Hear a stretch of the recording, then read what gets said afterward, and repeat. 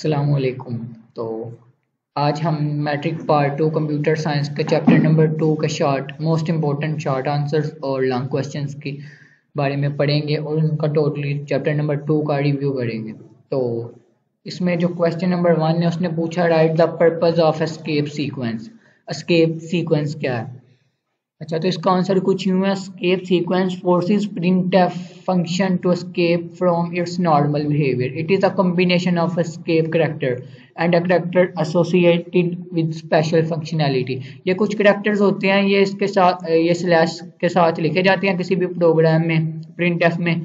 तो इनका मकसद बेसिकली अगर हम स्लैश टी लिखेंगे तो उसका मकसद होगा 5 स्पेसिस देना। इसके अलावा अगर स्लैश एन लिखेंगे तो वो न्यू लाइन के ऊपर हमारा जो आउटपुट प्रिंट कराएगा कंपाइलर, वो न्यू लाइन के ऊपर आएगा। इसी तरह हम अगर स्लैश टी लिखेंगे तो वो 5 स्पेसिस आएगा, यानी कि स्लैश टी का मतलब होगा कि टैब। प्रिंटफ फंक्शन में हम ये सब के सब ये जो एस्केप सीक्वेंस और एस्केप कैरेक्टर्स हैं ये उनमें हम इस्तेमाल करेंगे। आगे question number 2, why printf function is used in C language. Printf function basically एक बिल्ट इन फंक्शन है, ठीक है, और इसका मकसद है ना जो ये प्रिंट, इसका मकसद ही प्रिंट कराना है, प्रिंट कराता है, ये आउटपुट को प्रिंट कराता है। और इसकी डेफिनेशन कुछ यूं है, printf is a built in function in C programming language. Its name comes from in print formatted that is used to display output on screen. Example printf hello. फर्ज करें हम अगर लिखते हैं उधर कंपाइलर प्रोग्राम में लिखते हैं प्रिंटफ हेलो, तो वो प्रिंट करा देगा आउटपुट हेलो, हेलो प्रिंट करा देगा कंपाइलर। तो बेसिकली ये प्रिंट कराने के लिए जो फंक्शन इस्तेमाल होता है उसको हम प्रिंटफ कहते हैं। आगे है question number 3, identify errors in the following code. इस कोड में से हमने एरर को आइडेंटिफाई करना है। अच्छा, सबसे पहले उसने दे दिया integer x is equal to 15। Integer data type है, x वेरिएबल है और 15 उसकी वैल्यू है। उसने वेरिएबल इधर इनिशियलाइज कर दिया है, डिक्लेयर और initialise. Printf x is equal to percentage D, उसने उसका दे दिया। देयर आर 2 एरर, इसमें टोटल ना 2 एरर है। सबसे पहले जो क्वेश्चन ये जो पहली लाइन है ना, इसके एंड पर टर्मिनेटर आएगा। जब भी हम किसी भी वेरिएबल को डिक्लेयर या इनिशियलाइज करेंगे तो उसके एंड पर सेमी कॉलन लाजमी लगाया जाएगा। अगर वो हम नहीं लिखेंगे तो वो कंपाइलर एरर डिस्प्ले करेगा, सिंटैक्स एरर आ जाएगा। इसी तरह अगर हम दूसरी एक और इसमें मिस्टेक है और वो ये कि wrong use of printf statement. It should be printf instead of print on second line of code, ठीक है। तो इसमें हम इधर जो है ना इधर प्रिंट लिखा जाएगा, इधर printf लिखा जाएगा प्रिंट की जगह, ये इधर दूसरे में ये मेन एरर है। आगे क्वेश्चन नंबर 4 है, why get function is used at the end of the program। get function को एंड प्रोग्राम के एंड पे क्यों इस्तेमाल किया जाता है? गेट फंक्शन है ना बेसिकली ये गेट करैक्टर, इसका मतलब है गेट करैक्टर फंक्शन, और ये हर प्रोग्राम के आखिर में इस्तेमाल होता है। चलें इसका आंसर देखते हैं। We use get function at the end of program because this function is generally used and hold the execution of program and the program doesn't continue further until user type a key. This function is used to read a character from user. To use this function we need to include the library console input console.header file in the header section। यानी कि ये अगर हमने इस्तेमाल करना है तो हमें ऊपर प्रोग्राम के ऊपर प्री प्रोसेसर डायरेक्टिव में ये वाली फाइल लाजमी इस्तेमाल करना पड़ेगी। इसका मतलब है conio.h का console input output header file. h का मतलब है .h का मतलब है हेडर फाइल की, हेडर फाइल की एक्सटेंशन है। तो ये एंड करने के लिए सबसे एंड पर गेट करैक्टर फंक्शन को हम इस्तेमाल करेंगे। आ गया question number 5, which function of C language is used to display output on screen. ये ऊपर भी क्वेश्चन था जैसे कि हमने देखा, ये इधर क्वेश्चन नंबर 2 भी यही था प्रिंटफ के रिलेटेड, और ये क्वेश्चन नंबर 5 भी है। Which function of C language is used to display output on screen. तो इसका आंसर है printf function. Basically, printf function is a built-in function in C programming language. Its name comes from printf formatted that is used to display output on screen. इसका मकसद basically output को display करना होता है screen के ऊपर। इसकी example वही है printf hello। इसका मतलब है कि प्रिंट हेलो प्रिंट हो जाएगा आपकी स्क्रीन पे, कंपाइलर जो प्रिंट करेगा ना वो हेलो होगा। आगे है question number 6, define statement terminator. Statement terminator semi colon को कहते हैं और वो एंड पे इस्तेमाल होता है किसी भी स्टेटमेंट के। C++ प्रोग्राम में इसका आंसर है statement terminator is identified for compiler which identifies end of a line, किसी भी लाइन के एंड पे ये इस्तेमाल होगा। In C language semicolon is used as a statement terminator. तो सेमी कॉलन को बेसिकली हम as a statement terminator C language में इस्तेमाल करेंगे। अगर हम ये इस्तेमाल नहीं करेंगे तो एरर आ जाएगा, वो एरर डिस्प्ले कर देगा। आगे क्वेश्चन नंबर 7 है डिफरेंशिएट बिटवीन चार एंड इंट। चार मतलब कैरेक्टर, इंट मीन इंटीजर। ये जो डाटा टाइप्स हैं ये वेरिएबल्स की डाटा टाइप है बेसिकली। तो पहले हम पढ़ते हैं character. Char data type char is use to store character data. ये जो चार है ना ये बेसिकली कैरेक्टर्स है ना, जितने भी कैरेक्टर डाटा को स्टोर करने के लिए इस्तेमाल होता है। For example characters like alphabets, इसकी एग्जाम्पल है char B is equal to A. Char तो हो गया ना character data type, B variable है और ए उसकी वैल्यू है, उसने वेरिएबल इनिशियलाइज करा दिया। तो एक और इसका जो मेन पॉइंट है वो है कि it takes up to 1 byte of memory for storage. ये स्टोरेज के लिए सिर्फ 1 बाइट इस्तेमाल करता है, 1 बाइट लेता है। आगे डाटा टाइप इंट की बात की जाए तो data type int is used to store integer data type. ये जो इंटीजर्स होते हैं ना जितने भी, वो डाटा टाइप इंट में स्टोर किए जाते हैं। तो इसकी एग्जांपल है int a is equal to 50।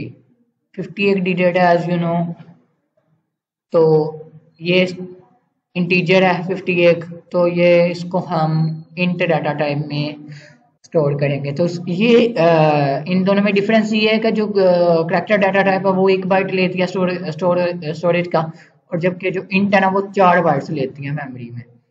तो इन दोनों का जो मेन डिफरेंस है वो ये है। और आगे क्वेश्चन नंबर 8 है जो वो है what is the use of format specified in C language. तो इसका आंसर है format specifiers are used to specify format of data during input and output operations. Format specifier is always preceded by percentage sign.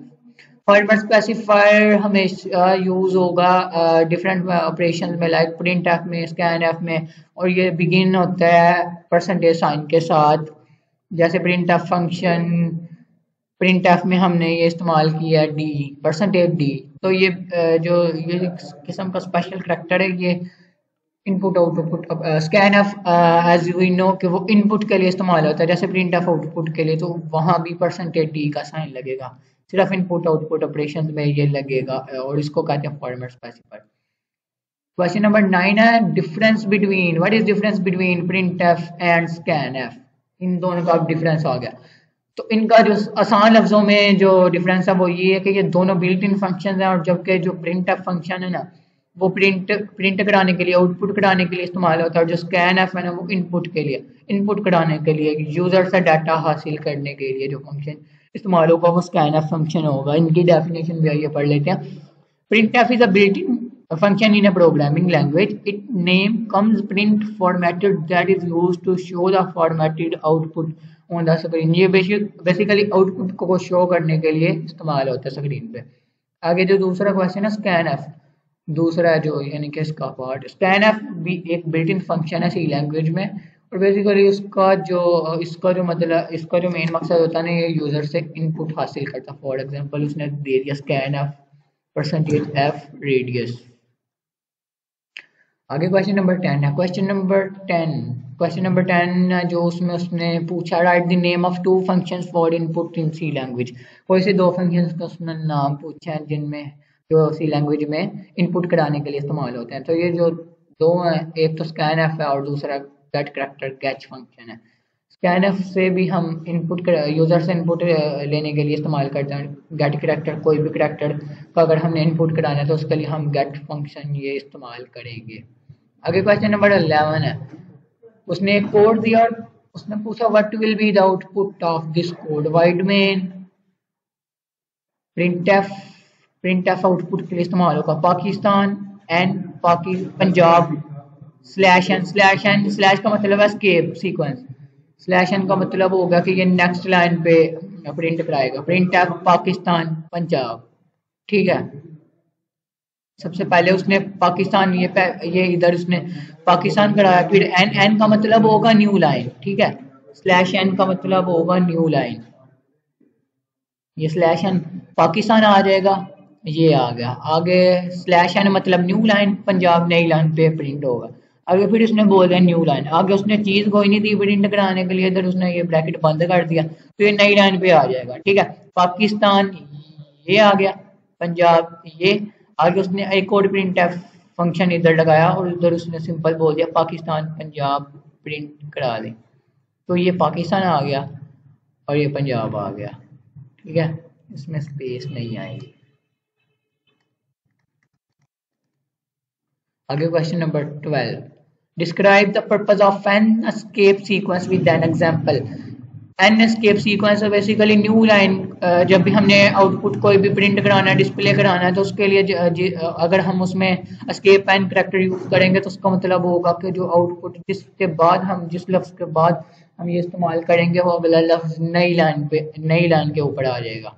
जैसे board इसकी definition है escape character n specifies movement of cursor to start of next line. Basically जो cursor होता है वो next line पे चले जाता है।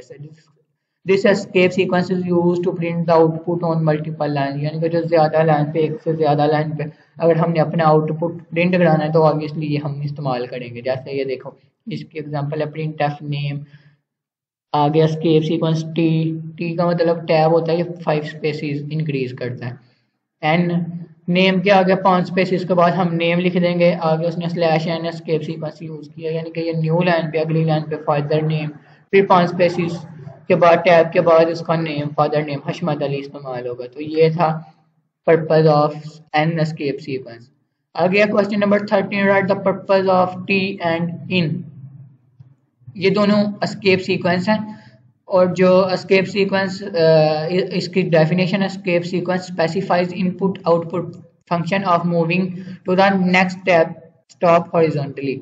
अ tab stop is collection of 8 spaces. ये जो टी एन इसका मतलब है टैब, ठीक है, और ये बेसिकली कलेक्शन होती है 5 स्पेसिस की होती है। ठीक है, ये 5 स्पेसिस इंक्रीज कर देता है। This escape sequence is used when user presence data with more spaces.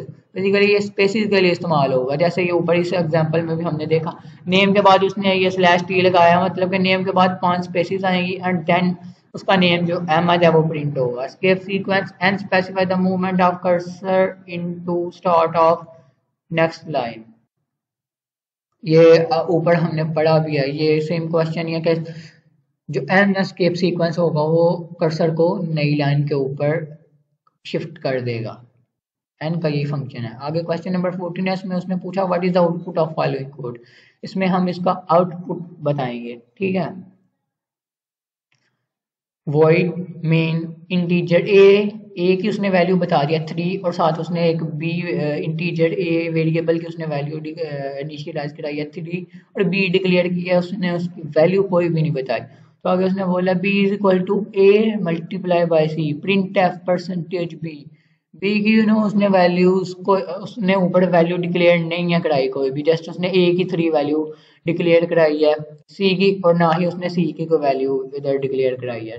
सी उसने इवन ऊपर डिक्लेयर ही नहीं कराया, तो ये गलत होगा क्योंकि बी वैल्यू एक शर्त पे फाइंड होगी, अगर ए की तो 3 वैल्यू उसने डिक्लेयर करा दिया, साथ सी की भी कराएगा। सी जो वेरिएबल उसने डिक्लेयर नहीं कराया, सो उसका जो आंसर होगा आउटपुट होगा वो 0 होगी। ये आ गया question number 15, define compound statement. A set of multiple instructions. Compound का मतलब होता है 2 या 2 से ज्यादा, मल्टीपल सिंगल नहीं होगा जहां भी कंपाउंड का लफ्ज इस्तेमाल होगा। तो इसकी डेफिनेशन है set of multiple instructions enclosed in braces is called block और कंपाउंड स्टेटमेंट। ब्रेसेस कोई भी टाइप की हो सकती हैं। आ गया क्वेश्चन नंबर 16। क्वेश्चन नंबर 16 में उसने मकसद पूछा है write the purpose of get character function. Get character function is का जो आंसर है वो ये है, the get character function get function is used to read a character from user. ये करैक्टर को रीड करने के लिए इनपुट कराने के लिए, करैक्टर इनपुट कराने के लिए इस्तेमाल होता है सी प्रोग्राम में। सी जो लैंग्वेज है उसमें जो प्रोग्राम्स हम बनाएंगे उसमें जो गेट फंक्शन होगा वो करैक्टर को इनपुट कराने के लिए इस्तेमाल होगा। दिस फंक्शन है सब करैक्टर्स ओनली, ये सिर्फ करैक्टर को एक्सेप्ट करता है। इसका नेम से ही पता चल रहा है get character function. The character entered by the user doesn't get displayed on the screen. To use this function, we need to include library console input output header file in the section. अगर हमने ये function इस्तेमाल करना है तो ऊपर pre processor directive conio.h यानी कि प्री प्रोसेसर डायरेक्टिव में हमें ये फाइल लाजमी इस्तेमाल करनी पड़ेगी, इंक्लूड करनी पड़ेगी. conio means console, I mean input, o mean output और dot h as you know कि ये हेडर फाइल की एक्सटेंशन है in the header section of program. और इसका जो सिंटैक्स है वो कुछ इस तरह से है, गेट करैक्टर स्टेटमेंट टर्मिनेटर. बस इसका यही आंसर था. आगे है ऑपरेटर्स. पहला क्वेश्चन उसने ऑपरेटर्स का दिया, find the result of the given expression 7 + 4 × 9 + 2. अब हम इसमें सबसे पहले हम वो वाला रूल इस्तेमाल करेंगे जो सबसे पहले ब्रैकेट अकॉर्डिंग टू रूल हम सबसे पहले ब्रैकेट को सॉल्व करेंगे. ब्रैकेट में 9 + 2 है. सबसे पहले हम ये वाला ऑपरेशन सॉल्व करेंगे. 9 + 2 किसके इक्वल होगा? 11 के इक्वल. ये जो दो लाइन का मतलब कमेंट होगा, वैल्यूएट कमेंट. 7 + 4 और 9 + 2 किसके इक्वल होगा? 11 के इक्वल. 7 + 4 × 11 ये एज इट इज आ गया. और ये हमने सबसे पहले कर ली ब्रैकेट को सॉल्व. ब्रैकेट के बाद हम सॉल्व करेंगे आगे मल्टीप्लिकेशन. BD मैथ्स रूल, वो वाला रूल हम इस्तेमाल करेंगे कि सबसे पहले ब्रैकेट सॉल्व करेंगे अगर होगी क्वेश्चन में, फिर डिवीजन, फिर मल्टीप्लिकेशन, फिर सब्सट्रैक्शन एंड देन डिवीजन. इसमें एज इट इज हमने ब्रैकेट B तो सबसे पहले हमने सॉल्व कर लिया. उसके बाद डिवीजन तो इसमें है नहीं, मल्टीप्लिकेशन है. मल्टीप्लिकेशन 11 4 से मल्टीप्लाई हो रहा है तो ये हमने इसको इससे मल्टीप्लाई कर लिया. 11 को 4 से 44 आ गया. उसके बाद एडिशन बचेगा. ठीक है, 7 + 44 किया तो किसके इक्वल आ गया? 51 के इक्वल. अकॉर्डिंग टू एक्सप्रेशन इसका जो आंसर होगा वो 51 होगा. BD मैथ्स रूल, B से ब्रैकेट, D से डिवीजन, M से मल्टीप्लिकेशन, A से एडिशन और S से सब्सट्रैक्शन. आगे क्वेश्चन नंबर 2 है, write the name of any 2 types of operators which are used in C language. उसने कोई से 2 ऑपरेटर्स की किस्में पूछा जो C लैंग्वेज में हम इस्तेमाल करते हैं प्रोग्रामिंग के लिए. तो उसके पहले ऑपरेटर्स की जो डेफिनेशन है वो ये. Operators are symbol. Operators basically symbols होते हैं जो कोई भी ऑपरेशन परफॉर्म करने के लिए इस्तेमाल होते हैं. Which are used to perform certain operations with data. The name of different types of operators used in C are as follows. Arithmetic है, लॉजिकल है, रिलेशनल है. ये 3 और इसके अलावा असाइनमेंट ऑपरेटर्स भी हैं. ये जो टाइप्स है ना ये हम इस्तेमाल करेंगे C लैंग्वेज में प्रोग्रामिंग के लिए. तो आगे क्वेश्चन नंबर 3 है, what is assignment operator. Assignment operator basically कोई भी वेरिएबल को उसकी वैल्यू असाइन करने के लिए इस्तेमाल होता है, उसको हम असाइनमेंट ऑपरेटर कहेंगे. Assignment operator is used to assign a value to a variable और assigning the value of variable to another variable equal sign used as an assignment operator in C language. For example हम program start करते हैं तो शुरू में data type के साथ अगर हम वेरिएबल की डाटा टाइप के साथ वेरिएबल की वैल्यू भी डिक्लेयर कराएंगे, इनिशियलाइज कराएंगे, तो वो जिस दरम्यान में इक्वल तो आएगा ना कि ये वेरिएबल की ये वैल्यू है. जैसे A वेरिएबल इक्वल जो हमने इस्तेमाल किया ना ये बेसिकली असाइनमेंट ऑपरेटर है. आगे क्वेश्चन नंबर 4 है, define modulus operator. Modulus operator is a binary operator which performs division. ये डिवीजन इस्तेमाल करने के लिए इस्तेमाल होता है और इसका सिंबल ये है परसेंटेज वाला. Of left operand to the right operand and return the remainder value after division. Modulus operator works on integer data type. ये सिर्फ और सिर्फ इंटीजर जो डाटा टाइप है ना उस पे ये काम करता है. तो इसका मकसद बेसिकली रिमाइंडर डिस्प्ले कराना होता है. लाइक इसका जो इधर उसने डाटा टाइप दे दिया, इंट के अलावा किसी पे भी अप्लाई नहीं होगा. इंटीजर डाटा टाइप, आंसर उसने वेरिएबल दे दिया इक्वल टू 17. Modulus operator 3. 17 को 3 से हम डिवाइड करेंगे तो 3 का 3 5 15 मीन्स 2 लेफ्ट, 2 बच गया, रिमाइंडर 2 आया तो 2 ये डिस्प्ले कराएगा मॉडुलस ऑपरेटर. आगे क्वेश्चन नंबर 5 है, solve this expression. 18 divide 15 minus 3 multiply 2. ठीक है, तो सबसे पहले हम वही रूल इस्तेमाल करेंगे, डिवीजन, सबसे पहले ब्रैकेट, फिर डिवीजन, फिर मल्टीप्लिकेशन, फिर एडिशन एंड देन सब्सट्रैक्शन. सबसे पहले ब्रैकेट में हम देख लेंगे, ब्रैकेट में उसने दिया 15 माइनस 3 मल्टीप्लाई 2। ब्रैकेट के अंदर सबसे पहले कौन सा ऑपरेशन आ रहा है? सबसे पहले आ रहा है मल्टीप्लिकेशन का। तो सबसे पहले हम मल्टीप्लाई कर देंगे 3 को 2 से, 18 डिवाइड 15 माइनस 3 मल्टीप्लाई 2। 3 को 2 से मल्टीप्लाई कर देंगे जो कि इक्वल आएगा तीसरी लाइन में 6 के, 18 डिवाइड 15 माइनस 6। ठीक है, ये जो ऑपरेटर है ना स्लैश का मतलब डिवाइड है। आगे इसके बाद हम एज वी को ब्रैकेट को हम पहले सॉल्व करेंगे, तो उसके अंदर और कोई ऑपरेशन ही नहीं है, मल्टीप्लाई और सब्सट्रैक्शन का था, मल्टीप्लाई हमने कर लिया। अब हम करेंगे इसके मल्टीप्लिकेशन के बाद सब्सट्रैक्शन। 15 माइनस 6 इक्वल होगा 9 के, आ गया 9। अब ब्रैकेट फिनिश हो गई, 18 डिवाइड बाय 9, 18 को हम सिंपल 9 के साथ डिवाइड कर देंगे तो ये 2 आंसर आ गया। आगे question number 6, what is the use of relational operators? Relations basically relational operators जो होते हैं ना वो एक रिलेशन कायम करते हैं दो ऑपरेटर्स के, दो वैल्यूज के दरमियान। इसकी डेफिनेशन है relational operators compare two values to determine the relationship between values. These operators identify whether the values are equal, not equal, greater than और less than from one each another. See, language allows us to perform illegal operations or numeric and character chart data type. ये basically बताता है दो values के दरमियान के इनमें से कौन सी बड़ी है, कौन सी इक्वल है, लेस है, कौन सी ग्रेटर इक्वल है, कौन सी लेस है और कौन सी ग्रेटर है। ये यानी कि रिलेशन कायम करता है दो कोई भी वैल्यूज के दरमियान। आगे क्वेश्चन नंबर 7 है, what is meant by precedence of operators? Which operator has the highest precedence in C language? Basically precedence के अंदर तरतीब को किस यानी कि कैसे हम सबसे पहले कौन सा यूज करेंगे ऑपरेटर एंड देन फिर कौन सा करेंगे। तो इसकी डेफिनेशन है an operators president determines its order, तरतीब को कहते हैं ऑर्डर को, of evaluation in an expression. If there are multiple operators in an expression the question arises that which operator is evaluated first. To solve issue operator precedence has been given to each operator has the highest precedent in language। highest मतलब कि सबसे ऊपर वाला, जो किस उसने पूछा कि ऑपरेटर की प्रेसिडेंस है, तरतीब सबसे ऊपर कौन सा ऑर्डर में सबसे पहले हम ऑपरेटर अगर इस्तेमाल करेंगे तो कौन सा ऑपरेटर सबसे पहले आएगा। तो ऑब्वियसली मैंने ऊपर बता दिया आपको कि सबसे पहले ब्रैकेट सॉल्व की जाएगी, फिर डिवीजन, फिर मल्टीप्लिकेशन, फिर एडिशन एंड सब्ट्रैक्शन। तो सबसे पहले हमने डिवीजन, अगर सबसे पहले ब्रैकेट हमने इस्तेमाल कर लिया ना ऑपरेटर, कोई भी ऑपरेटर फॉर्म जब हमने ऑपरेटर इस्तेमाल करना है तो ये ब्रैकेट उसने बता दिया operator bracket has highest precedence in C language, यानी कि सबसे जो ऊपर वाली तरतीब होगी वो इस ऑपरेटर की होगी। आगे question number 8, define logical operators. Logical operators है ना वो बुलियन एक्सप्रेशंस के ऊपर बेसिकली अप्लाई किए जाते हैं और इनके आंसर्स हम निकालते हैं और इनके आंसर ट्रू और फॉल्स में होते हैं। ये इनकी जो मेन टाइप्स हैं वो 3 है, logical, odd operator, and operator और नॉट ऑपरेटर।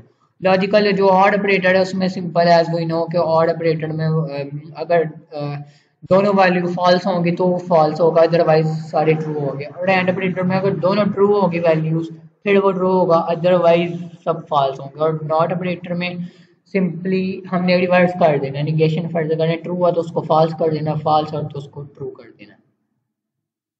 आगे question number 9, differentiate between unity operators and binary operators. Unity operators are applied over one operand to perform operation. Operand वो वैल्यू होती है जिसके ऊपर हम जिसके ऊपर हम कोई भी ऑपरेशन परफॉर्म करते हैं, ऑपरेंड कोई भी वैल्यू होती है। तो यूनिटी ऑपरेटर्स वो होते हैं जो हम किसी भी सिंगल वैल्यू के ऊपर अप्लाई करते हैं ना, उनको कहते हैं यूनिटी ऑपरेटर्स। और ये एग्जांपल है लॉजिकल नॉट ऑपरेटर, ये बिल्कुल यूनिटी ऑपरेटर है क्योंकि ये एक वैल्यू पर लाइक हमें मिली है एक value p is equal to T, p की वैल्यू t है, ट्रू है। अगर हमने उसके ऊपर यूनिटी ऑपरेटर यानी कि सिंगल वैल्यू t है ना तो हम नॉट ऑपरेटर इस्तेमाल करेंगे तो f हो जाएगी। तो ये मिसाल है यूनिटी ऑपरेटर की। आगे binary operators. Binary operators are applied over two operands to perform operation. ये यूनिटी एक ऑपरेंड के ऊपर अप्लाई किया जाएगा जबकि जो बाइनरी है ना वो 2 के ऊपर अप्लाई किया जाएगा, जैसे लॉजिकल एंड ऑपरेटर और नॉट ऑपरेटर।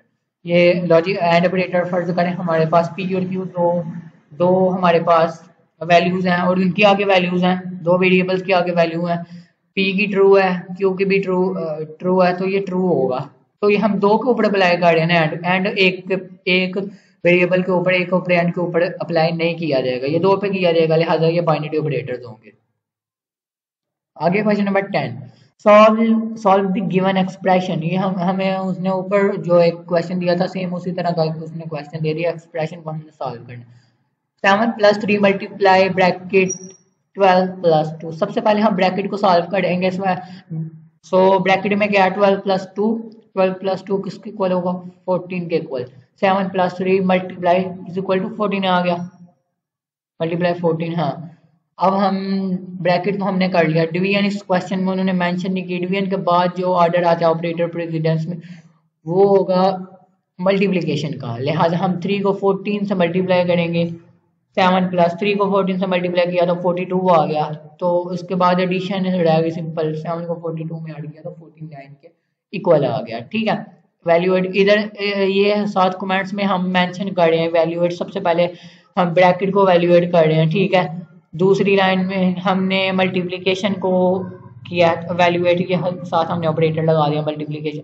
तीसरे में हम एडिशन कर रहे हैं वैल्यूएट प्लस हमने लगा दिया ये। आगे क्वेश्चन नंबर 11 है draw table of and operator. It's very easy question. उसने सिंपल बोला कि एंड ऑपरेटर का टेबल ड्रा करते हैं, तो इधर उसने वैल्यूज ले लिया। पी की वैल्यूज पी है ना जो वो ट्रू है फॉल्स फॉल्स, क्यू है ट्रू फॉल्स। अब एंड में एंड की आपने जो मेन हिंट याद रखनी है वो ये है कि एंड में जब दोनों वैल्यूज ट्रू होगी तो फिर वो ट्रू होगा, अदरवाइज वो फॉल्स होगा। ये देखें पी ट्रू है क्यू भी ट्रू है तो ये ट्रू होगा। अब पी ट्रू है लेकिन क्यू फॉल्स है सो ये फॉल्स होगा क्योंकि दोनों ट्रू नहीं है। आगे इसी तरह ये तीसरे में ये पी फॉल्स है क्यू ट्रू है ये फॉल्स होगा। चौथे में ये पी भी फॉल्स है क्यू भी फॉल्स है सो ये फॉल्स होगा, सिंपल।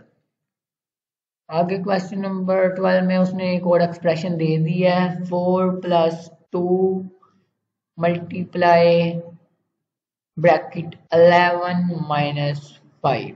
ठीक है, इसमें भी हम सबसे पहले ब्रैकेट को हम सॉल्व करेंगे। ब्रैकेट 4 + 2 मल्टीप्लाई ब्रैकेट के अंदर 11 - 5 है ना, ठीक है। तो ये ब्रैकेट हम लगा दिया, कमेंट दे दिए। ये 2 लाइन का मतलब है कमेंट्स, डबल लाइन कमेंट्स इसमें हमने मेंशन कर दिया। ये प्रिंट नहीं होगा, ये जस्ट यूजर को या हमारे खुद की आसानी के लिए या दूसरे प्रोग्रामर की आसानी के लिए हमने साथ मेंशन कर दिया ताकि उसे आसानी हो। एवेल्यूएट ब्रैकेट सबसे पहले हम एवेल्यूएट करेंगे। 4 + 2 मल्टीप्लाई 11 में से 5 माइनस किए तो ये 6 आ गया, सिंपल। अब हम दूसरी लाइन में डिवीजन के बाद मल्टीप्लाई करेंगे। एवेल्यूएट ये हम मल्टीप्लाई कर रहे हैं 4 + 2 मल्टीप्लाई 6। 2 को 6 से मल्टीप्लाई कर देंगे। 2 को 6 से मल्टीप्लाई किया तो 12 के इक्वल आएगा। 4 + 12। तीसरे में हम एवेल्यूएट करेंगे पॉजिटिव क्योंकि यहाँ एडिशन ऑपरेटर है तो उसके अलावा कोई ऑपरेटर ही नहीं है। 4 + 12 = 16 हो गया। ये क्वेश्चन इतना ही था। आगे क्वेश्चन नंबर 3, इसमें भी सिंपल उसने वैसे ही एक आपको एक्सप्रेशन दे दिया और बोला कि इसको सॉल्व करें। एक्सप्रेशन है 6 + 5 मल्टीप्लाई ब्रैकेट 3 + 2 ब्रैकेट क्लोज। तो इसमें भी हम सबसे पहले स्टेप में हम सिंपली क्या करेंगे, सिंपली हम ब्रैकेट को सॉल्व करेंगे। इधर उसने बता भी दिया है, मेंशन भी कर दिया डबल लाइन कमेंट्स में। एवेल्यूएट सबसे पहले हम ब्रैकेट करेंगे। ब्रैकेट में क्या है 3 + 2 6 + 5 मल्टीप्लाई एज इट इज आ गया और ब्रैकेट का जो आंसर है 3 + 2 5 वो हमने लिख दिया। ब्रैकेट के बाद डिवीजन तो इसमें मेंशन नहीं है, लिहाजा हम अकॉर्डिंग टू रूल हम अब फाइंड करेंगे मल्टीप्लिकेशन।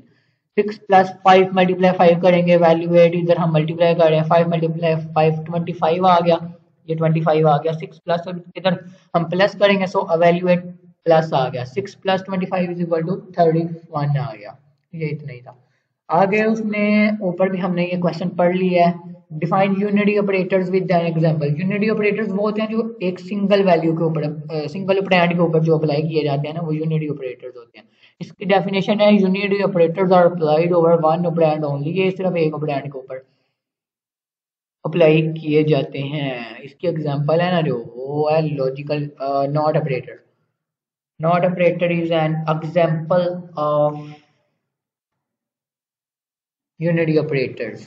इसका ओनली एक ही ऑपरेंड होता है। जैसे कि नॉट ऑपरेशन है वो भी सिर्फ एक ही ऑपरेंड के ऊपर, लाइक फर्ज करें पी की वैल्यू ट्रू है तो हम उसी पे नॉट ऑपरेटर इस्तेमाल कर सकते हैं। तो वो एक है ना सिंपल ट्रू वैल्यू है टी है, पी = टी है तो सिंगल वैल्यू है ना। تو وہ اس کے اوپر ہم ناٹ آپریشن یوز کریں گے, ناٹ آپریٹر. تو ناٹ آپریٹر یونٹری ہوگا کیونکہ یہ سمپل ایک ویلیو کے اوپر استعمال کیا جائے گا. آگے question number 15, define operators. Operators ہیں کہ آپریٹرز بیسیکلی سمبلز ہوتے ہیں جو ڈفرینٹ آپریشن پرفارم کرنے کے لیے استعمال کیے جاتے ہیں. ٹھیک ہے, ڈفرینٹ لائک ان کی جو ٹائپس ہیں آپریٹرز کی وہ تو ڈفرینٹ ہے, ایز وی نو کہ لاجیکل آپریٹرز ہیں, ارتھمیٹک آپریٹرز ہیں, اس کے علاوہ ریلیشنل آپریٹرز بھی ہیں. تو ان کا مقصد بیسیکلی ڈفرینٹ آپریشنز پرفارم کرنا ہے. Arithmetic operators plus minus multiply کے لیے استعمال ہوتے ہیں, لاجیکل اینڈ اور ناٹ آپریٹرز ہیں, اور ریلیشن قائم کرنے کے لیے, اور assignment as we already studied it before. آگے question number 16, what is different between operator and equal operator. ٹھیک ہے, اس کا آنسر ہے ان سی language equal operator is use to check for equality of two expression. یہ جو ڈبل ایکول کا sign ہوگا نا, بیسیکلی سی لینگویج میں یہ ایکول, اس کو ایکول کنسیڈر کیا جائے گا. ٹھیک ہے, یہ سمپل. اس میں اگر کوئی بھی فرض کریں value a is equal to be اگر ہم نے ادھر شو کرانا تو وہ ہم لکھیں گے A equal be, double equal کا نشان آئے گا. That is which assign the result of expression on right side to the variable on left side. Operator equal whether right and left operands are equal or not. Operator assign right operand to the value of left side. ٹھیک ہے, یہ double equal operator. ٹھیک ہے, آگے question number 17, define binary operators. Binary operators وہ ہوتے ہیں جو دو کے اوپر, کوئی بھی دو آپرینڈس کے اوپر اگر ہم ان کو اپلائی کرتے ہیں تو وہ بائنری آپریٹرز ہوں گے. لائک فار ایگزامپل اگر ہم دو operator like and operator, and اور جو اور آپریٹر ہے نا, یہ دو کے اوپر استعمال کیے جاتے ہیں, دو آپرینڈس کے اوپر. سو ان کو ہم بولیں گے کہ یہ بائنری آپریٹرز ہیں کیونکہ یہ دو ویلیوز کے اوپر استعمال ہوں گے.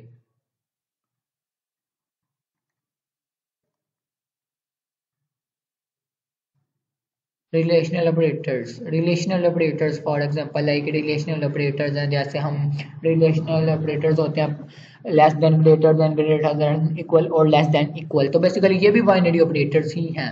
آگے کوشچن نمبر 18 ہے, right the structure of if statement. If statement ایک کنڈیشنل اسٹیٹمنٹ ہے اور یہ سی لینگویج میں پروگرام میں استعمال ہوتی ہے. اس کا مقصد کنڈیشن لگانا ہوتا ہے. فار ایگزامپل ہم نے کوئی بھی اگر ایون نمبر اگر ہم نے پرنٹ کرانے ہیں تو اس کے لیے ہم کنڈیشن لگائیں گے کہ اف اگر لیٹس سپوز 2 اگر ڈیوائڈ ہو رہا ہے اور اس کا آنسر 0 کے اکول آ رہا ہے تو پھر ہم ایون پرنٹ کرائیں گے, ادروائز آڈ پرنٹ کرائیں گے. کنڈیشن بیسیکلی یہ کنڈیشنل اسٹیٹمنٹ ہے اور اس کا جو اسٹرکچر ہے نا وہ یہ ہے, اف لکھنا ہم نے بریکٹ کے اندر کنڈیشن لگا دینی ہے پروگرام میں.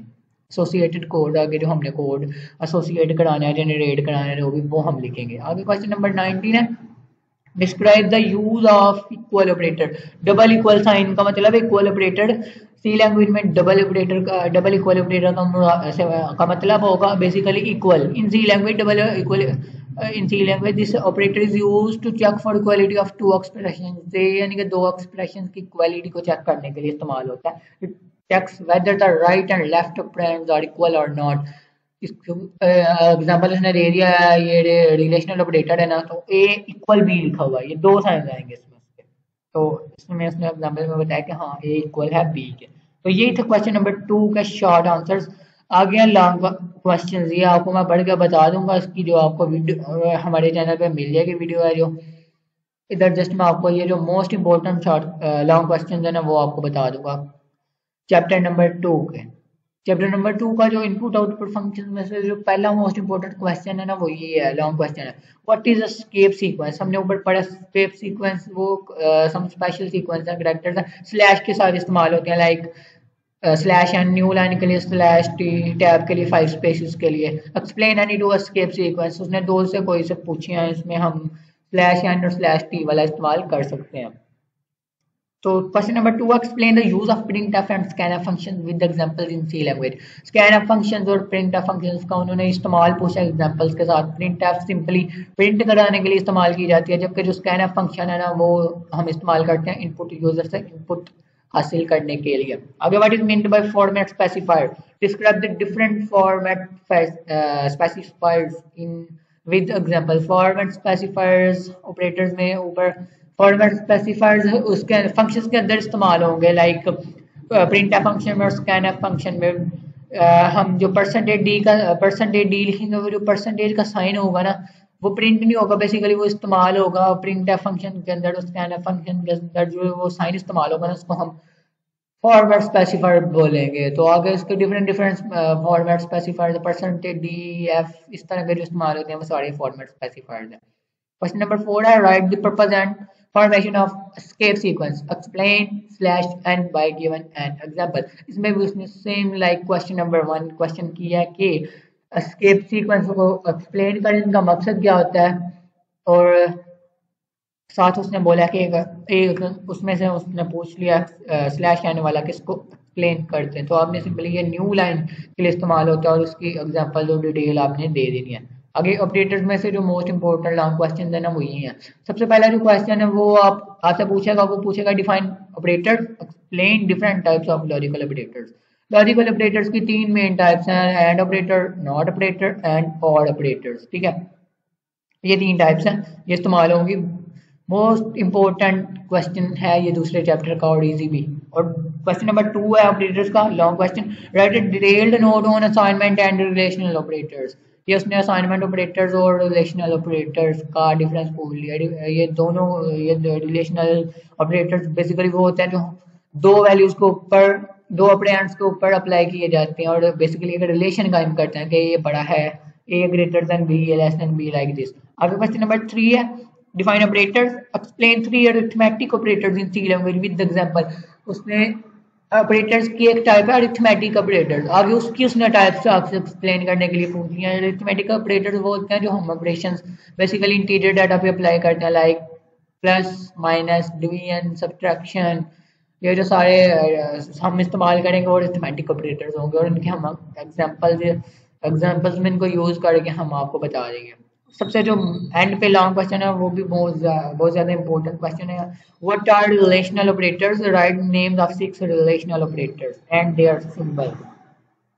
रिलेशनल ऑपरेटर्स हमने ऊपर डिस्कस कर लिया कि ये 2 ऑपरेंड्स के ऊपर अप्लाई होगा और उनके दरमियान एक रिलेशन कायम करेगा। आगे उसने हम 6 ऑपरेटर्स के नाम्स और उनके सिंबल पूछ लिए। ग्रेटर है, लेस देन है, ग्रेटर इक्वल है, लेस देन इक्वल है, और वो जो डबल इक्वल बेसिकली इक्वल को रिप्रेजेंट करेगा वो होगा, और एक और हमने इसमें सिंबल बता देना और उनके पर्पस बता देने। तो यही था चैप्टर नंबर 2 का टोटल होल यानी कि ओवरव्यू। लॉन्ग क्वेश्चन भी आपको मैंने बता दिए हैं, शॉर्ट क्वेश्चन मैंने आपको सारे पढ़ के रीड करके आपको बता दिए हैं। अब अगर वीडियो आपको अच्छी लगी हो तो आपने हमारे चैनल को सब्सक्राइब कर देना और इस वीडियो को लाइक कर देना। तब आप नेक्स्ट वीडियो आपको कल मिलेगी, तब तक अल्लाह हाफिज़।